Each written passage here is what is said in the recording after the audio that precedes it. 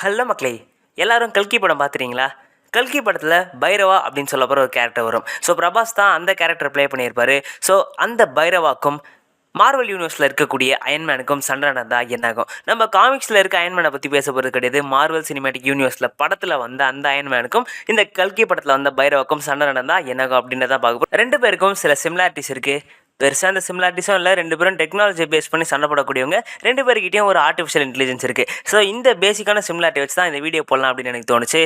So Iron Man, அதாவது Tony Stark அப்படின்னு சொல்லப்படுறவர் Howard ஸ்டார்க்கோட பையன். அது மட்டும் இல்லாமல் ரொம்பவே புத்திசாலி. அவருக்கு ஐக்யூ எக்கச்சக்கமாக இருக்குது. ஸோ அவருக்குன்னே ஒரு தனி ஆர்டிஃபிஷியல் இன்டெலிஜென்ஸை பில்ட் பண்ணி வச்சிருப்பாரு. அதுக்கு பேர் ஜார்விஸ். இனிஷியலாக லேட்டர் ஆஃப் ஃப்ரைடே அப்படின்னு இன்னொன்று கிரியேட் பண்ணியிருப்பார். ஸோ ஜார்விஸ் அப்படின்னு சொல்லப்படுறது எந்தளவுக்கு ஹை இன்டெலிஜென்ட்டான ஒரு ஆர்டிஃபிஷியல் இன்டெலிஜென்ஸ் அப்படின்னு பார்த்தீங்கன்னா, நம்ம அயன்மேனுக்கு முக்கால்வாசி வேலையை அதே பார்த்து கொடுத்துரும். அது மட்டும் இல்லாமல் அவரோட அந்த சூட்டுக்குள்ளே எங்கெங்கே என்னென்னலாம் பண்ணணும் அப்படின்ற விஷயத்தை எல்லாத்தையுமே அந்த ஆர்டிஃபிஷியல் இன்டெலிஜென்ஸே செஞ்சிடும். ஸோ ஜார்விஸ் செம்ம இன்டெலிஜென்ட்டான ஒரு ஏஐ அப்படின்றதுல சந்தேகமே கிடையாது. ஸோ அது அவள் இன்டெலிஜென்ட்டாக இருக்குன்னா அதுக்கான காரணமே அதை விட இன்டெலிஜென்ட்டான ஒரு நபர் டோனி ஸ்டார்க். ஸோ அவருக்கு டெக்னாலஜி சம்மந்தமான அறிவு எக்கச்சக்கமாக இருக்குது. அவர் நினச்சா அவர் செய்ய முடியாத ஒரு வெப்பன் அப்படின்னு ஒன்று கிடையவே கிடையாது.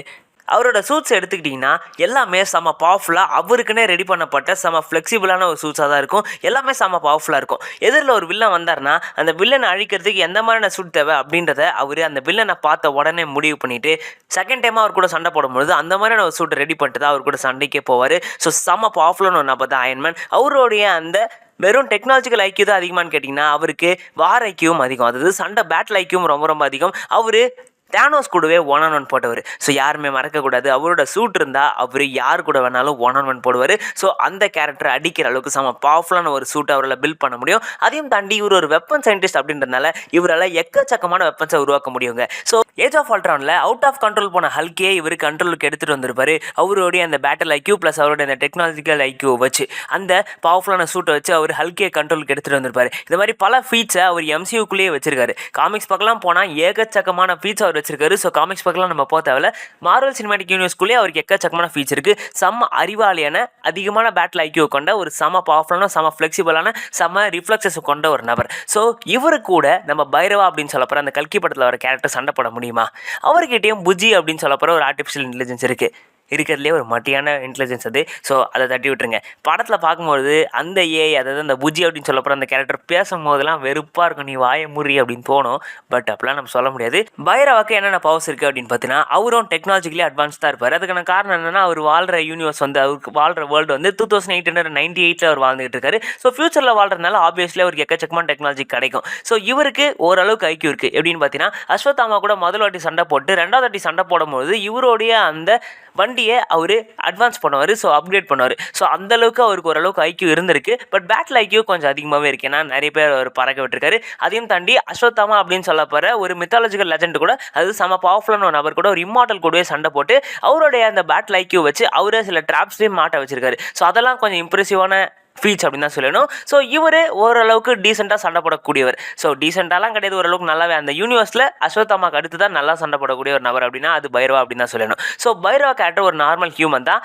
பட் நம்ம அயன்மேனும் நார்மல் ஹியூமன் தான், அதையும் நம்ம சொல்லியாகணும். ஸோ இந்த ஆர்டிஃபிஷியல் இன்டெலிஜென்ஸ், அதாவது புஜி அப்படின்னு சொல்லப்படுறது ஜார்விஸோடைய 1% கூட வராது, சுத்தமாக வராது. இந்த புஜி இந்த படத்தில் மொத்தமாக பண்ணது எல்லாமே, உன்னால் இது பண்ண முடியாது, அது ரொம்ப ஸ்பீடாக போகுது, இது ஸ்லோவாக போகுது, என்னால் இதை பண்ண முடியாது இப்படின்னு நெகட்டிவாக தான் பேசிக்கிட்டு இருக்கோம். பேசும்போதெல்லாம் எரிச்சலாக வரும். ஸோ இந்த ஆர்டிஃபிஷியல் இன்டெலிஜென்ஸ் மட்டும் அந்த படத்தில் இல்லைன்னா படம் ஓரளவுக்கு நல்லா இருந்திருக்குமோன்னு எனக்கு தோணுது.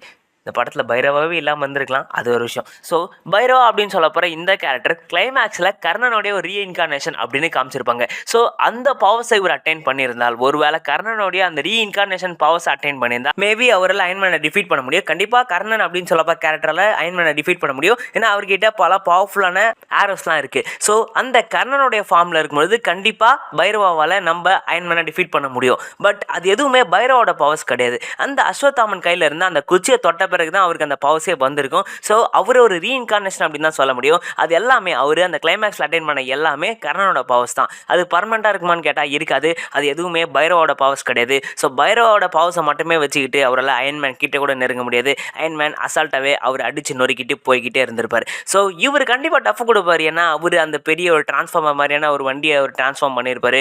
அவரோட அந்த ஆர்டிஃபிஷியல் இன்டெலிஜென்ஸ் வச்சு அவரால் ஒன்றும் பண்ண முடியாது, அது ஒரு விஷயம். ஸோ அவருடைய அந்த ஃபைட்டிங் டாக்டிக்ஸை வச்சு நம்ம அயன்மேன் கூட கொஞ்ச நேரமான சண்டை சண்டை போடலாம். பட் ஆப்வியஸ்லி அல்டிமேட்டாக அயன்மேன் தான் அசால்ட்டாக ஜெயிச்சிருவார் இந்த பேட்டில். பைரவாக்கும் அயன்மேனுக்கும் நடக்க போகிற சண்டையில் ஜெயிக்க போகிறது கண்டிப்பாக அயன்மேன் தான். கல்கி படத்தில் த டம்பஸ்ட் கேரக்டர் எவர் அப்படின்னா அது அந்த பைரவா கேரக்டர் தான்.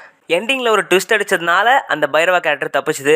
ஒருவேளை அந்த சீன் மட்டும் அந்த கிளைமேக்ஸில் வராமல் இருந்திருந்தா ஒன் ஆஃப் த மட்டியஸ்ட் கேரக்டர் எவர் இன் கல்கி அப்படின்னா அது கண்டிப்பாக பைரவா அப்படின்னு தான் சொல்லணும். சரி, கதை ஓரளவுக்கு டீசெண்டாக போகுது அப்படின்னு நினைக்கும் போது குறுக்கால வந்து ஆட்டை கழிச்சிட்டு போயிடுவான் அந்த பைரவா. ஸோ கண்டிப்பாக பைரவாவில் அயன்மேனை ஜெயிக்கவே முடியாது. ஸோ இதுதாங்க இந்த வீடியோ. நீங்கள் என்ன நினைக்கிறீங்க அப்படின்றத மறக்காமல் கமெண்ட் சொல்லிடுங்க. நான் உங்களை அடுத்த வீடியோவில் மீட் பண்ணுறேன். அது வரைக்கும் டாட்டா, பாய் பாய்.